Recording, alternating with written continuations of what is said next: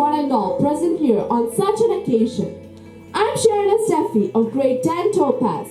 Today, we're celebrating World Music Day to upright the different forms of music and tunes which uplift our earbuds and soothe our soul. Music is considered one of the greatest boons of God for all living creatures. The dictionary meaning of music is a form of art of sound that explains the ideas and emotions through the elements of rhythm, harmony, and melody. Music revives the old memories.